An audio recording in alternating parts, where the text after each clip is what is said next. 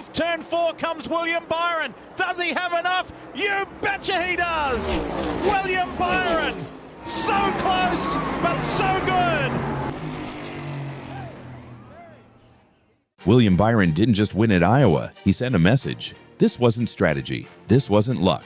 This was a heist in broad daylight, pulled off with a smile and a fuel tank running on fumes. The Iowa Corn 350 was supposed to be a slugfest, a short-track war in the dog days of summer. But by the time the dust settled and the fuel burned off, Byron stood alone, cool, calm, and completely untouchable. And the rest of the field? They were left stunned, confused, and, frankly, pissed. This race wasn't just about who crossed the line first. It was about who understood the storm before it hit. And while everyone else was bracing for chaos, Byron and his team quietly built a plan that would break the race. And maybe break the playoff picture. Let's rewind. Brad Keselowski owned the early part of this race. Swept stage 1. Swept stage 2. Looked like the Brad of old. Sharp, relentless. But by the time the final caution flew and the strategies started to twist, Keselowski's perfect day was about to be undone by a ghost. Not a faster car, not a wreck, but an idea. An idea that William Byron and Rudy Fugle had been nursing in the shadows. No more pit stops? 144 laps, one tank, one chance. That's not a strategy. That's a gamble you don't make unless you're desperate or brilliant. Byron was the latter. While others were playing it safe, fresh tires, timed stops, split-second calls, Byron stayed out, lap after lap. Restart after restart, yellow after yellow, he just kept going. No panic, no chatter, just math. And when it was over, Byron had led 141 laps. He'd made 0 late race stops, and he'd stolen a win from a field that never saw it coming. Chase Briscoe gave him hell, closed the gap late, dove into corners with every ounce of grip he had left. But Byron never blinked. It wasn't aggression, it was precision, a surgeon on 4 wheels.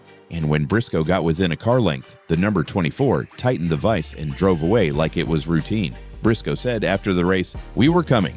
We just ran out of time.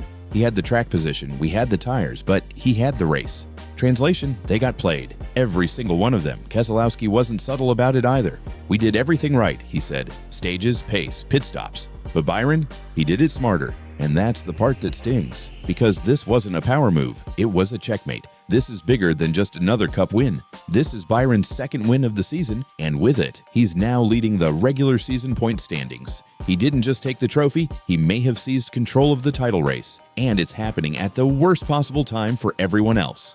We're weeks away from the playoffs. The field is tightening. Tensions are flaring. Drivers are driving like they've got something to prove and nothing to lose. And in the middle of that chaos, Byron just played everyone like NPCs.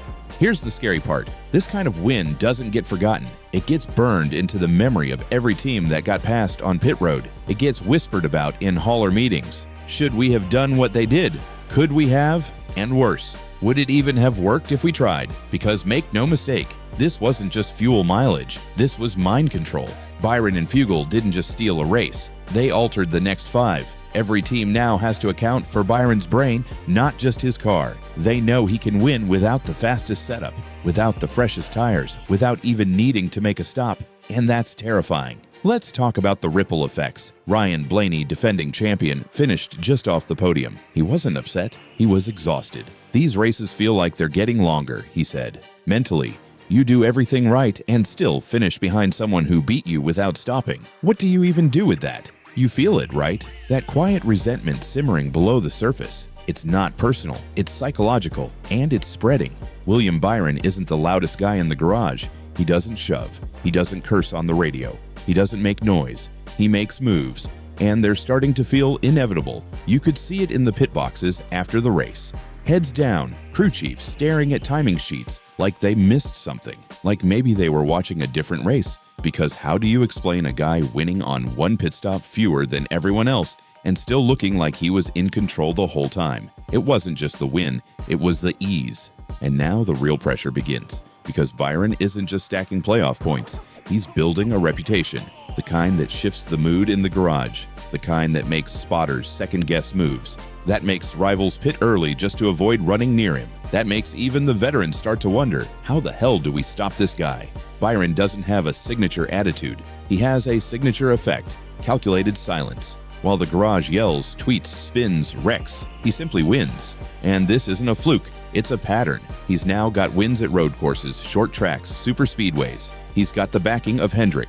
He's got a team that doesn't miss. And now he's got momentum. Dangerous, quiet, playoff-killing momentum. So here's the question. Is William Byron about to go nuclear? Because what happened at Iowa feels like a warning shot. And if he rolls into Darlington, Bristol, or the Roval with the same composure and cleaner fuel strategy, someone's season is getting erased. Doesn't matter if it's Hamlin, doesn't matter if it's Bell or Blaney or Chastain. Byron doesn't care about names. He cares about numbers. And right now, they all point one direction, forward. And here's a deeper question. How long before the field starts changing their races to match his? How long before Byron's way becomes the way?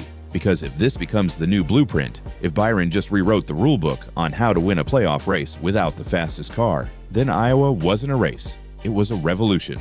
And while fans might not notice the shift right away, teams already feel it. The fuel calculations, the tire calls, the pit timing. Everything gets more fragile when you know one guy is playing chess while the rest of you are still swapping tires. So, where do we go from here? The regular season's almost done, the cutoff line's tightening, the nerves are rising, and the number 24 team is smiling. Quietly. Because while the rest of the sport spirals in the chaos of overtime finishes and social media drama, Byron is gliding through the chaos untouched.